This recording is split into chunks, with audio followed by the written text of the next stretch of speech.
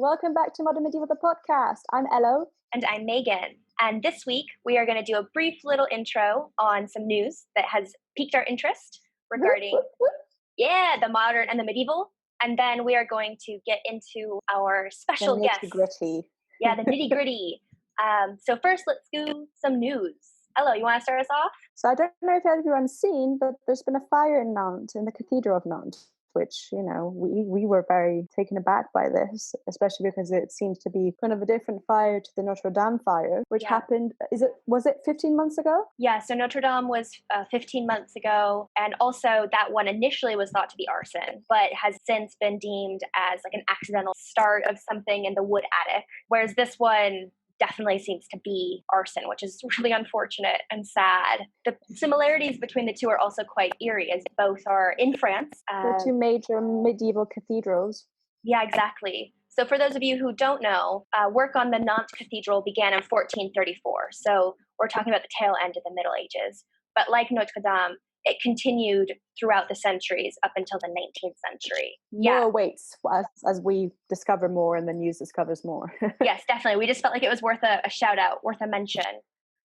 In other news, there has been a recent revival in looking at epic poetry through the 21st century perspective. Lots of new translations of the Aeneid, of Beowulf, and other stories like the Fairy Queen are coming out with new perspectives that are shaped more by the 20th century and 21st century rather than medieval, modern, early modern. We think this is quite interesting because as well, all of these texts have shaped Western culture, language, literature, poetry, the arts. And so the fact that we are going back to them and saying that we'd read them wrong or translated them wrong or understood them in the wrong manner means that our culture is shaped on, you know, misconceptions and misreadings, and that is in itself quite interesting in texts that have had such a important impact. Right, something that has shaped at least Western culture, not so much elsewhere because there's other texts around the world. Of course. Right, but there is also the struggle with something like this, that how do you not project too much of the contemporary moment into these classic texts? Like, what is that balance between the two?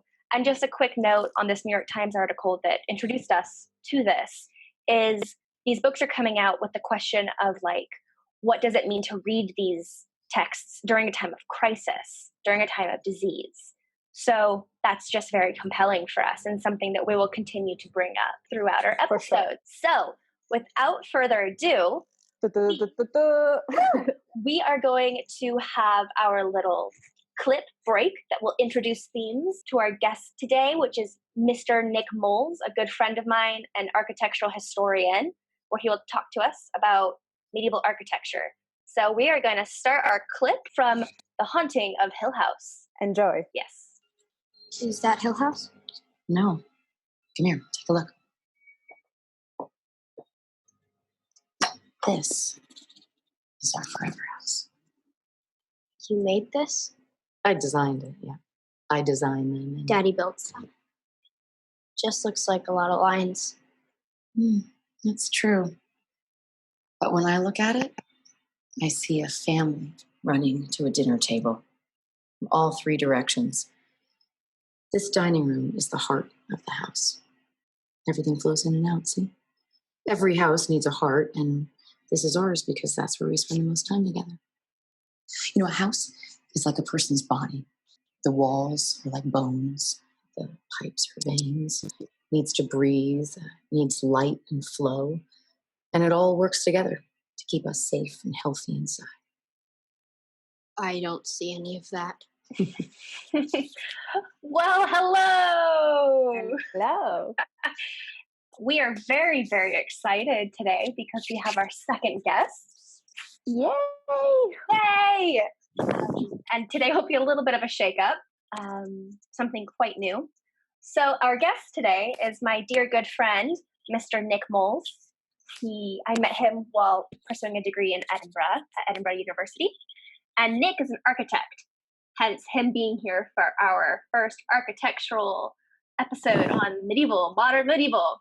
So Nick just recently completed his PhD, and it was titled Sebastiano Serlio's Architectural Principles in Britain, 1600 to 1750.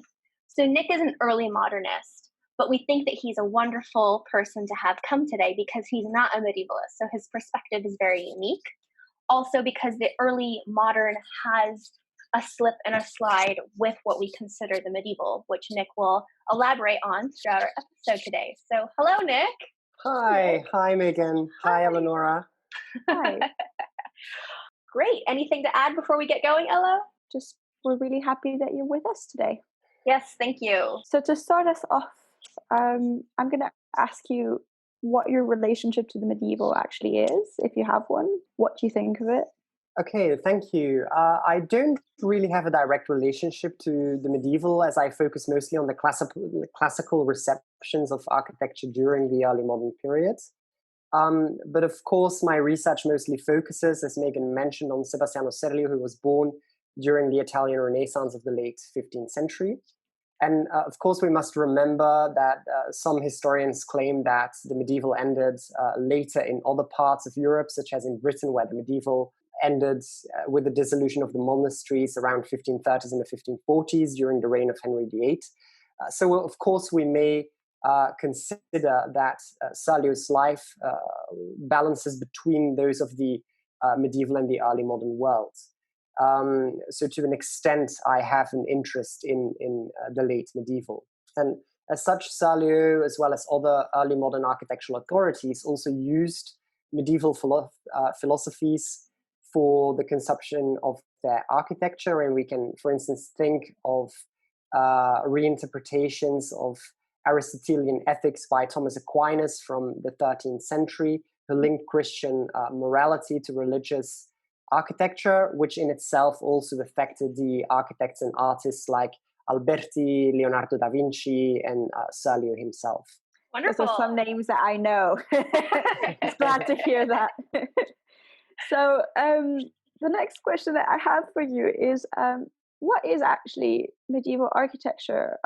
For people who don't know much about architecture, what are the basic characteristics of medieval architecture for someone who's walking around a city to notice?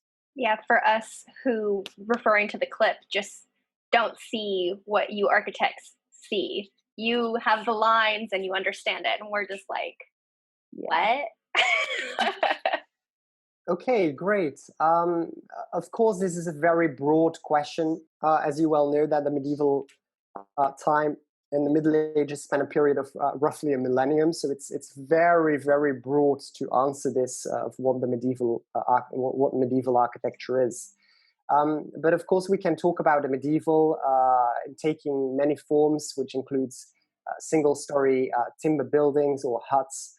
Think about the Germanic peoples, think about Vikings, and then, of course, also the later large stone cathedrals of the Gothic period, which is how most people actually perceive the medieval most of the time.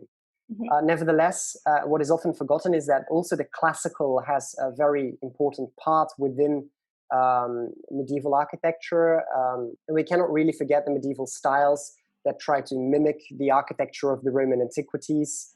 As we can see in the Carolingian Renaissance, think of Charlemagne and from the 8th century, the Romanesque style from the 10th and the 11th century, and then, of course, the Italian Renaissance and the Romanesque revival from the 14th century.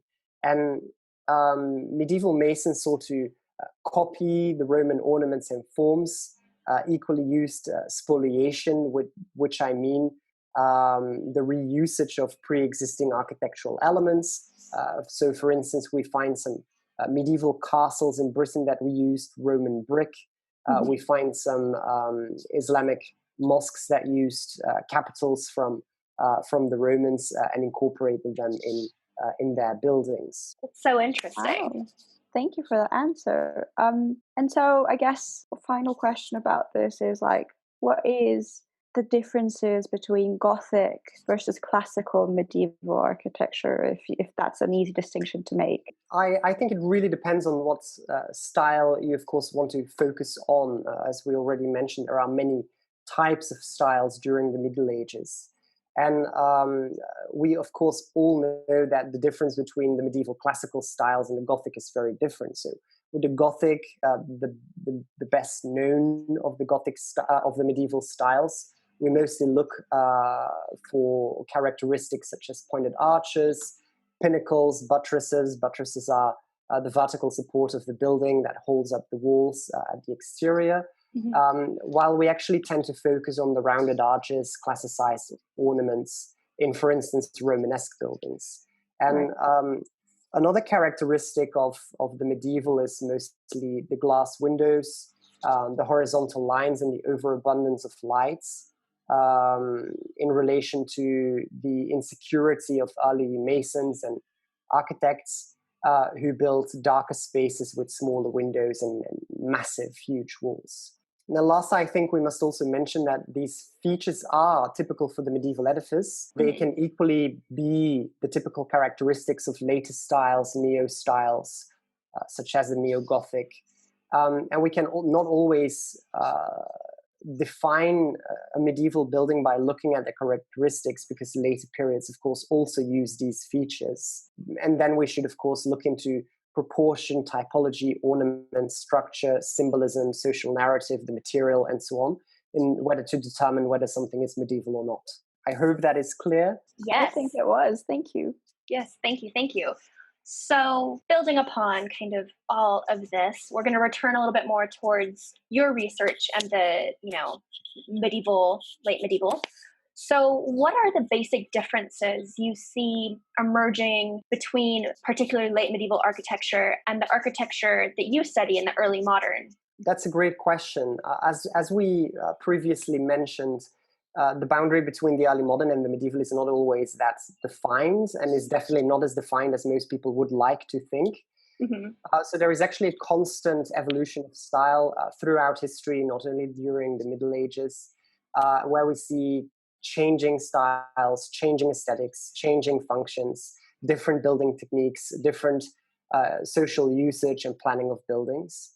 But I think one of the main elements that marks a shift from the medieval and the early modern is, of course, the rise of Protestantism. We already mentioned the dissolution of the monasteries in Britain. And we also see different liturgical practice emerge out of that. New theories, experiences, and usages of church architecture. At the same time, we can also think of the rise of print technology, the rise of the printed book, the emergence of the Gutenberg press, which is still in the medieval period, but it marks a shift in how knowledge was produced, how visuals were produced and disseminated, which gave, of course, architects, artists, masons a new way in how to use print media to reason through and design new architecture. And of course, we must keep in mind that visuals did exist, drawings did exist during the medieval period, but the invention of the press allowed to spread the images throughout all of the corners of Europe. And that could emulate the antiquities and create something that resembles the antiquities to a much greater extent than before, which is, of course, what we nowadays would designate as the Renaissance. And such new technologies, religious practices and beliefs, philosophies and styles marked, of course, a divergence from the medieval period. Great. Especially because I think that gestures to something that Elo and I are frequently trying to instill in our listeners, which is that the medieval wasn't this kind of dry time. I mean, it's quite interesting to think that people acknowledge the Middle Ages as these dark ages, and yet we have these brilliant, huge cathedrals being built, which I feel is completely contrary to that. Exactly. One thing I wanted to see if you could maybe expand or clarify a bit more, at least for me, I don't know about you, Elo, but you talk about how the rise of Protestantism affects the styles of the early modern. What exactly does that mean? So the Protestant Reformation and all of that, we see in the church's iconoclasm or the destruction of the highly elaborate, very detailed stained glass windows being destroyed and replaced with panes because the worshippers of Protestantism saw it as a distraction from the Word of God, as too elaborate.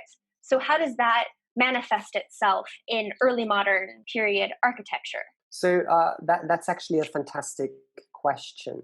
Again, the evolution of church architecture is something that has been happening for centuries. For instance, if we think of the Gregorian reforms of the Middle Ages, we also see that liturgical practice changed, practice of transubstantiation in the Catholic Church emerged, and the root screen basically was a division between the clergy and the people actually attending Mass. In the Renaissance, that would no longer be part of it. In the later medieval period, that would no longer be part of it. You already mentioned, of course, that Protestantism, the iconoclasm, they do not worship the image. So we don't find statues, the saints are less common. We find, of course, glass windows. The concept of light is still very much present in churches, in Protestant churches, but they are no longer colored. Think of John Knox in the iconoclasm of Edinburgh. There is a huge division in how the Protestant church actually looked like, far less color, far less ornamentation. But equally, if we look at the impact and the changes of religious belief in the Catholic Church, we find the rise of the centralized church plan. It's more idealized, but a lot of architects, including Sebastiano Serlio, including Alberti, who I mentioned before, they were discussing the church as being centralized, so no longer part of the basilica, which was also, of course, the typical form of the church as we know. And even though we find these basic principles also in the medieval period, it's something that becomes, at least on a theoretic level, much more part of Catholic religious building during the early modern period. I hope that's clear. Is it? I was kind of wondering if you could potentially explain the term transubstantiation. Mm-hmm. So transubstantiation, right. Don't worry about it. It's a very difficult concept. A lot of people don't really believe in that anymore. But for instance, you have to remember that, again, this is part of the Gregorian reforms, which spanned a few centuries. So it's also very difficult to explain. If you would ask a theologian, they would probably be able to explain it much better than what I know with my ample understanding of it. But basically, transubstantiation during the Black Death, you have to understand, a lot of people in Europe died. We, of course, are living through Corona, so to a certain extent, we understand what was happening during those times. But because death was so ever-present, they actually started to care about the human soul to a much greater extent. And transubstantiation basically means that you pray for the death within a church, which is also basically why everyone had to be buried as close to the church as possible. Mm-hmm. And when praying for the soul of the deceased, the soul would rise up from the grave and actually sit in Mass. Right. And they would pray for the soul so they could enter heaven more quick. And that is basically transubstantiation. And it's something which is typical for the Catholic Church, and which is also something that would affect early modern architecture onwards, the practice of transubstantiation, that would not be present in the Protestant Church. That description of transubstantiation, I've always learned, at least from what I recall learning in my Catholic high school, was during the Mass, the Eucharist was the transfer of the wafer, the bread, to the actual literal body of Christ, and the wine to the literal blood Christ. So transubstantiation was the mystical moment of actual becoming. Quite vampiric if you think about it now. It's actually interesting, but I already, of course, mentioned that I'm not a theologian, so there may be a couple of gaps of my own understanding of that. I also don't really know how present-day liturgical practice defines this in respect to the medieval. But basically what you say is also that we take in the soul of Christ. So it's, again, the connecting of the heavens of the deceased and the present. So there is definitely already a connection between the body and the soul. So one kind of more question on this Protestant change, Nick, and you've been talking a lot about the churches in early modern era. Could you briefly describe maybe a change that we see in non-religious buildings, like villas and buildings such as that? So that's a great question. Again, very difficult to answer due to the large time span of the medieval times.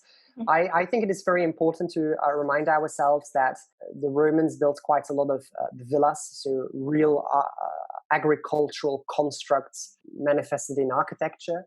And they, of course, were still in use partially in parts of Europe, in Italy, in Germany, during the early medieval period. And of course, the villa started to wane during the later and high Middle Ages. During the Renaissance, this concept of the villa as a retreat, as a agricultural fabric was something that was emerging again for recreation of the rich mercantile class, the aristocracy, and so on. And we, of course, also have the building of the villa that marks a new shift of peace in Europe. We have less wars during the particularly the later 16th century. So the villa became an opportunity for architects and patrons to build again. And of course, this is the time where they wanted to evoke the spirit of the Roman, again, the antiquity. This is reminding me a lot of our conversation last week, Elo, with Janina and the romantic medieval inspiring and reviving the pastoral era. And Yeah, yet for we're sure. seeing this, but with the kind of romantic Roman or classic vibe. And so it's just kind of interesting, these circulating revivals. It's, in my head, I kind of see it as like a yin and yang, but like rotating, where you go through periods of one and the other.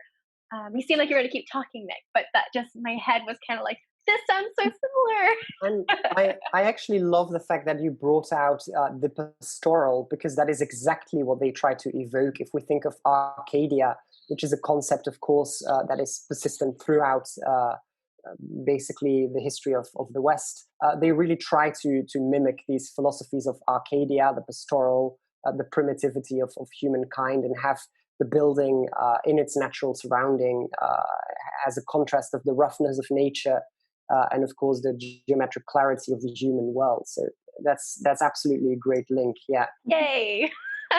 Architectural links. So we're gonna pivot and get a little bit more specific. So, audience, if you thought we were already specific, buckle up. So we wanted to kind of think of this conversation in a way where our audience could visualize it a little bit more. I mean, I think we're all very familiar with cathedrals and whatnot. But like, for example, I'm American, so there's nothing medieval in America. We have, medieval revival, Gothic revival, neo-medieval, whatever you want to brand it. But I think the oldest buildings that we have that are non-indigenous peoples is like in California, the missions, which is 1600s, 1700s. So Elo and I were thinking, well, what has been in the news? What is something that people are frequently interacting with? And so we decided to return once again to the Hagia Sophia in Istanbul, in Turkey, which is at this bridge between the East and the West of Europe and the Near East. It's in a wonderful kind of liminal or threshold space. And then Notre Dame in Paris, which is in one of the hearts of Europe, Paris being a epicenter for centuries, if not millennia, as both these buildings are very familiar, iconic buildings. And they're both just happen to be, arguably medieval buildings. So, Nick, what would you say is medieval about these buildings? And then on the flip side of that, what isn't? I know it's a lot. Great. I love the fact that you already said arguably medieval, because Setting you up. Because, of course, we already mentioned the fluidity of style, the constant change, the constant evolution, the large span of the medieval periods. And while I started saying that Salih was born right at the turning point of the medieval and the Renaissance, we can actually look at the Hagia Sophia positioned right in between the medieval and the late antiquities, as it was built in the 6th century. And as such, we may, of course, interpret it as a medieval building, as it is, of course, constructed after the fall of the Western Roman Empire. But we also must recall that it was built during the reign of Emperor Justinian I, the Byzantine, or indeed the Eastern Roman Emperor. So this building marks the exact nexus between the late antiquities and the medieval. So I think that's fantastic that you mentioned that. Oh, thank you. Then, of course, the typical Byzantine features that we know from Roman architecture, and that we can still see in the interior, for instance, of the Hagia Sophia, are the Christian iconography. Some of it has been erased, of course, because it was turned into a mosque, but some of it still remains. Mm-hmm. We also have the usage of multiple domes, which is not something we find typical in Roman architecture. We have the Pantheon, but it's one dome. And of course, we also see an emerging complexity in the geometry, which again is much more Byzantine and medieval than it is from the antiquities. For the Notre Dame, we find basically all of the typical features of Gothic architecture, which we mentioned before, including the buttresses, the pointed arches, and of course it is a very early example of the French Gothic style from the late 12th century. But we also see the west facades with the two towers, a very strong architectural horizontality, with the architecture actually reaching out to the heavens, very typical for the Gothic. And the interior church also has the typical layout of the medieval church, with the central nave, the flanking aisles, with the pilasters and colonnades, and the choir behind the transept, that is the cross of the church. So as an early example of the Gothic style, it actually has all of the features, but it remains fairly dark in contrast to later Gothic styles, as we actually see in the Sainte-Chapelle, which is located a few hundred meters away from the Notre Dame. And nevertheless, or having said that, we can of course see the concept and the emerging concept of light in Gothic architecture, even despite it being a dark example. But if we think of the rose window with the stained glass, the color, we definitely actually experience the concept of light in the Notre Dame. So that is definitely something we have to highlight. Yes, love that. Just quick thought on the rose window. When searching for a clip for this week, I rewatched Disney's Hunchback of Notre Dame, thinking, oh, maybe there will be a moment that can link us via a Disney clip like last week. And I'm just thinking, it didn't, unfortunately. I love that, like Disney versus medieval. Which one will it be? Yeah. Who will win? But I'm just thinking of that scene where Esmeralda is asking for sanctuary in the church, and she sings the song "God Help the Outcasts" and all that, and it's quite dark. But then it ends where she kind of collapses in front of the rose windows, illuminating all this colored light down, and it's this glowing circle of kind of kaleidoscopic colors, but then around it is darkness. So again, Disney kind of touching into this quite realistic atmosphere while still being, Disney with talking gargoyles and etc. So continue, Nick. Sorry, I just had to do a little pop culture Disney. Absolutely. I think actually that reference to Disney is actually does grasp the atmosphere of the Gothic cathedral quite well. So that was a nice analogy, which is definitely comprehensible to all of our listeners. So that is fantastic. And then of course, then the second part of your question is what is not medieval about these two buildings, the Notre Dame and the Hagia Sophia. Mm-hmm. So of course, the Notre Dame is unquestionably medieval, but yet we may find some medieval modifications of pre-existing classical ideas. And the historian John O'Niens pointed out naturalistic and botanic stone carving that we find in Gothic architecture and also in the Notre Dame, in the capitals of the medieval peers. And he explains that these are simplified and amended ornamentations that derive from the Corinthian capitals of ancient Greece. So there is always a narrative of the classical within Gothic ornamentation, even though we don't necessarily perceive it as such. Yeah? Briefly, Nick, sorry. Could you just for our audience tell them in a nutshell what a capital is? Of course. Guys, you're getting a architecture class. Isn't this great? For free. Yes, architecture class. Architecture for Dummies 101. So if you look at a column or a pier, you usually have three aspects of it. The bottom, where you usually have a small stone carving ornamentation that is sort of considered to be the foundation of the pillar, which we call the column, which is also named the base. Okay. Then we have the middle part, which is basically all of the vertical lines we perceive, which is called the shaft of the column. And then at the top, we have, again, an element, an architectural element that marks the end of the column on which we find the architrave or an other structural element.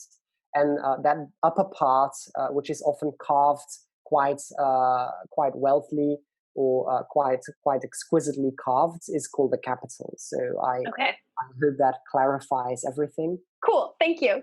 You continue, please. And then, of course, we also have the typical characteristics in Gothic architecture that derives from the classical. Is actually a hint of the Roman basilica. And the basilica in the Roman period took the form of a rectangular space, often with an apsis, which is a rounded end, and was often located near the Roman Forum and acted as a multifunctional building. We have to remember that during the time of Roman Christianity, think of the time of Emperor Constantine of the 4th century, the basilica also became a space of Christian devotion. And from that moment onwards, it was the basic typology for church architecture, later medieval church architecture. So even though altered, the plan and the ornamentation of the Notre Dame still actually bear traces of that Roman archetype. The Hagia Sophia, in contrast, of course, has much more classical and Roman features, as we discussed. It's actually on the nexus of the late antiquities and the medieval, such as, I'm going to repeat what I said before, the rounded arches, the marble pilasters, the mosaics, very typical Roman, the Roman brick, the concrete. And of course, these two buildings are fantastic question, because we already discussed the fluidity of style, the constant evolution, that it is impossible to define the medieval period as a singular style, period, experience of architecture. And these two examples actually outline the versatility of aesthetics and changing aesthetics of the medieval period. So thank you for that. So jumping off that, I'm going to put you on the spot and ask you something completely different. We've been talking about Gothic architecture and like visions of the medieval that most of our audience has probably been has had access to. And I was wondering, kind of looking at something kind of different, maybe slightly similar to the Hagia Sophia. I was thinking of the Cappella Palatina in Palermo, because it was the topic of one of my essays, and it's a different kind of cathedral. And I was wondering, I looked at it from an art historical point of view, but I was wondering from an architectural point of view, if you had, comments, if what you think of it, if you've known about it for a while, or if it's, something new. So fantastic. What a lovely question. You are putting me on the spot here. I'm not at all too familiar with the building itself, but actually we have been discussing the fluidity and the versatility of the medieval period, and this building exactly points that out. So you're completely right in saying it's a Byzantine building. We definitely see that. But we also see a completely different aspect of the medieval that we have not yet mentioned. And we must, of course, understand that the Islamic Caliphate did actually occupy parts of the south of Italy, Spain, and so on. And they definitely left an imprint on the regional architectural style and way of building.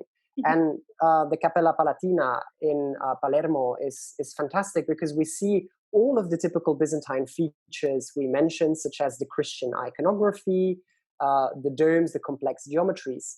But actually, we also see some geometries like the complex ceilings, which we name the mukarnas, which are very typical of Islamic architecture. And we actually see the merging of the medieval Islamic, the medieval Christianity, the Byzantine. So absolutely, fantastic question. I'm glad you enjoyed that. I love how you keep bringing in the Cappella Palatina. Hello, it's like a recurring theme. We've It's got one the of the Capella few things I know Palatina about. and Disney. It's great. But I also do think that this is just a wonderful example yet again with Hagia Sophia and this, and how they're Byzantine, because at least myself growing up, you know how you kind of compartmentalize different time periods and places, and being American, we think of American history and all that, and you kind of forget what's going on in Europe and they seem separate. And to me, even though I'm a new medievalist, but you know, having studied Byzantine history and all of that, it just, in my brain, it's still a completely different time frame. I Like, it's agree. not Yeah. contemporary to the medieval, No, but it yeah. is. Yeah. And it's I know. fascinating when you have absolutely breathtaking, you know, buildings like this. And it's just showing that they're at the same time, that they're kind of feeding on one another. And my Yeah. brain's like, but they're different. Yeah. But they're not. I mean, as the audience has been able to kind of gather in these episodes, we kind of see like the divergence, or like the breadth of the medieval and what constitutes it. And you know, it's things that I didn't even think about a couple of months ago. It's only through this class I've started thinking about it in different light. Same. So, Nick, you've been a great bridge with that today, because Sure. architecture, My pleasure. it is such the physical testament of a time. And I think we take that for granted quite often, or at least I feel that I do. You know, you think I know nothing about it. Yeah, I mean, I don't know anything about it really either. What is also really fine about these past examples of the early modern period of the medieval is, of course, that architecture is not only the material manifestation, but it's also the social construct of society. A lot of the buildings you mentioned also have painting, sculpture. There is devotional space. There is way in how to trade. So it's literally one of the first things that combines everything of society and that we need to take into account when we look at architecture. So that is also why I'm so interested in architecture in the first place. Yes, I love the cultural elements, but then, you know, when we get into the specifics, like reading Anaians, my brain just kind of my eyes gloss over. I'm like, what's happening here? Going off what you were just saying, Nick, in regards to the social, the cultural, and architecture, and building upon Hagia Sophia and Notre Dame, they've been in the news a lot. Hagia Sophia more recently than Notre Dame. Notre Dame, of course, because of the April 2019 fire that took down the spire and parts of the roof, and I think it destroyed the rose window, if I recall correctly, or damaged it. Honestly, I can't recall, but I do know the spire, which is a kind of controversial figure. That's what I remember. To fall, because that's actually not a medieval element. That was something that was built by Viollet-le-Duc in the 19th century. Am I correct, Nick? And okay, so that has questions of restoration as well as revival, because that was a Gothic revival element. And then Hagia Sophia recently being voted to be returned to being a place of active worship as a mosque. So I guess within that, Nick, because there's not really a question, so let me give you the question. You know, what are your views on architectural revival? You've touched on it a little bit, but I guess bring it back up. And then also modes of restoration and the ideas and practices of restoration. Okay, great. So it really is a matter of, you know, what is the Gothic revival? What is the classical revival? So what is revival? And in particularly in contemporary architecture, and I'm not very fond of that definition, but it's often looked at a continuation or a revival of a tradition, which often has a very historicist notion and is criticized for that quite often. But of course, you can also look at a revival as a persistence of multiple traditions, as we basically have been discussing throughout the entire talk. And I don't really think historicism does actually serve a purpose to anyone. But the continuation of values, norms, traditions, recognizable practices throughout culture, beyond architecture as well, is actually something that binds people, binds a community, something that that actually makes a culture a very specific culture. It allows identification. And of course, every building on the other side, also every building has to resonate with the zeitgeist or the spirit of its time in the ever-changing human society or existence. So when we look at, for instance, the revival styles of the 19th century, many scholars and particularly contemporary architects tend to downplay the movement, the style in that period as something completely traditionalist, conservative, with no social emphasis, with no innovation. But of course, if we look more closely to these examples, we find that indeed the architectural aesthetics look back at many of the buildings of the past. But at the same time, we see a lot of innovative technologies, the emergence of steel, the emergence of concrete construction, and of course, new technologies like the air vents of the British Houses of Parliament are, of course, very novel. They are very much resonating with the technological change that is happening during the Industrial Revolution. And second, we also have contrasts, which actually I really love, which is the publication of Pugin. And indeed, he does talk about a level of going back to the medieval society. There is definitely a notion of idealization of the medieval utopia. But it's very easy to forget that the ambition was also a reaction to the social change of the Industrial Revolution, which manifested on worsening living standards, worsening work conditions of the polluted cities at the time. And I think here, rather than a historicist, Pugin's Gothic revival was actually a reaction to needed contemporary change at that time. And I think we have to stop looking at these revivalist styles as being looking back at history. I think we should look at it as a continuation of history, which we have always been doing, and which we have been discussing throughout the chats. And I think it is very important that we always have to embed the continuation of the past and then amend it to the spirit of the time, which is actually no different what contemporary architects are doing with Mies van der Rohe or Le Corbusier, the typical modernist architects. That's lovely.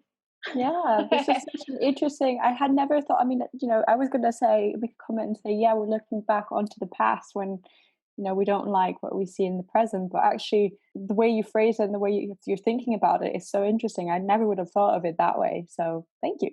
Yeah, definitely. And it also kind of has my gears turning in reference to last week as well, when we were talking about pastoral versus Gothic. So Sleeping Beauty's, rose-colored castle versus Maleficent's dark castle. And it's quite interesting because I think there's a contradiction going on. It doesn't mean that our conversation last week was by any means flawed or wrong. It just brings out the complexities even more. But how Janina was saying that the castle that Sleeping Beauty is in was defined by the mathematic industrial straight lines, and was yet also the pastoral, whereas Maleficent's was dark and Gothic, but the more organic she was using as a term, which with what you were just saying, Nick, they would have the industrial with the dark and the kind of like sooty or whatnot, and the industrialized, and then the bright with the botanic. So there's kind of this rift occurring between those, if that makes sense. I hope I explained that. Yeah, absolutely. So Nick, going off of all of this and talk about restoration, what are your thoughts on the restoration of the spire at Notre Dame, which was a Viollet-le-Duc, so 19th century edition? But a lot of people deeply associate it with the original, air quotes, medieval architecture of Notre Dame. So what are your thoughts? Okay, that's great. So basically, you're talking about renovation or restoration, or a level of innovation that is allowed in architecture. I think the reference to the spire of the Notre Dame in a Gothic revival style versus the Gothic medieval style is actually quite interesting, because it highlights a phenomenon that has actually been occurring for hundreds of years throughout Western history. And people, patrons, architects, masons, they were not at all afraid of adding a Gothic wing to a Romanesque church if the styles and the aesthetics had changed. So we find a lot of these examples, for instance, in Tournai in present-day Belgium, one of the largest Romanesque structures we still have, has also a Gothic wing. And it's not at all strange to find different architectural styles of different architectural periods in the same building. And I think it is very difficult to just give a clear answer of how we have to approach a building in general. I think we must assess from case per case how we have to look at the history, the historic value, the use of the building, and whether we choose for a renovation in a contemporary style that adds to the historic fabric, or we have to value the historic significance of a particular building and then choose to restore it in its original state in order to give that building to future societies for them to learn and understand what this was all about. In the case of the Notre Dame, I personally think it was a groundbreaking development of French Gothic architecture of the 12th century, and even the spire is also a very particular manifestation of 19th century Gothic revival architecture. And I personally think it is much more interesting to restore it rather than innovate it and make a glass skyscraper out of it, as some architects, of course, have proposed. So in this occasion, definitely I would go for restoration. But I also must add that a lot of the designs we have seen for the renovation, and I'm using the word renovation now, is of course a lot of contemporary architects have no opportunity of building cathedrals. So obviously they wanted to take the opportunity to design something contemporary because it's a one in a lifetime opportunity for them to design something like that. And that is exactly why they have done it. But I think most of these designs have never been intended to be serious.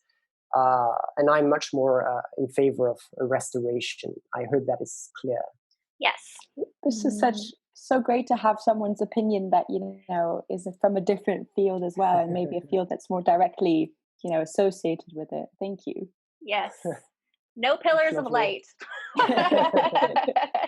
So, well, thank you. I mean, this has been so fascinating. So before we let you get back to your daily life, we have one final question for you. So what is your favorite medieval/modern building, if you have one? So it's actually quite difficult because, of course, I mentioned that I'm not a medieval person at all. I'm much more of an early modern person. But I think throughout the conversation, I made it quite clear that I believe more in the fluidity of style, evolution of style and thoughts, and changing techniques, the dissonance, the exceptions rather than the rule within the built environment. And what I can basically come up with, rather than one building, it is more an evocation of an atmosphere of a built environment that I was absolutely awestruck with. That was when I visited Bologna back in 2018, and the atmosphere of the Bolognese streets with the timber houses from the medieval period, the classical colonnades. It's just a fantastic atmosphere. And there was the Piazza di Santo Stefano in Bologna, which I think is actually quite relevant as a modern medieval built environment. Of course, it's not a building, where we have the Santo Stefano itself, which is a medieval building, both Romanesque and Gothic, and where we also have what Cavala themed the Gothic Renaissance, which is basically the mixing of classical elements, the rounded arches, classicized capitals with two-pointed arches. And for me, the mix and the fluidity and the atmosphere of that piazza, for me, was absolutely fantastic. So that would be my answer. Great answer. Love it. So first of all, thank you. Thank you. Well, thank you so much. Amazing. Thank you so much. Thank the both of you for having me. It was absolutely lovely. So for our listeners, where could they find you if they wanted to, find articles you've written, or if you're on social media? I think academia and LinkedIn is just the easiest way to find me. Just type my name and they will definitely find me. Cool. So just type in Nick Moles and your name will be spelled out in the podcast notes. Yeah, exactly. So they can find my name and just Google it and they'll find my LinkedIn or academia representation.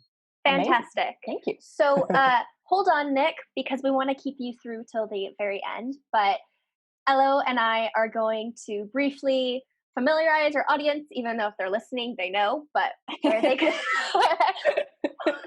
where they can find the podcast. So you can find us on Spotify or on Apple Podcasts just by typing Modern Medieval, the podcast. And you can find us on social media. Yes. So Instagram, good old Instagram, under Modern Medieval, the podcast. Our handle there is at podcast.modern.medieval. We also have a Facebook page that's public. So join that. Type into Facebook, Modern Medieval Podcast. We should show up. And finally, we have a Twitter that we're very excited to get more into the Twitterverse? Tweeting. And you can find us there if you type in Modern Medieval, the podcast, or follow our handle at medieval_modern. And then, of course, we've got the good old email or Gmail account at modern.medieval.podcast@gmail.com for any comments, questions, queries, future episodes you want to see, fact-checking, etc. Please, please, please email us or message us. We will answer, we promise. Yes, we will answer. And once again, please like us, comment, share, get us those listeners. Anything. Anything. Nick, at the end of each episode, we trumpet out. And Janita trumpeted out with us last episode. Will you please trumpet out with us in this episode? Yes, of course. Yes. Wonderful. So until next time, I'm Megan. And I'm Elo. And this is Modern Medieval, the podcast.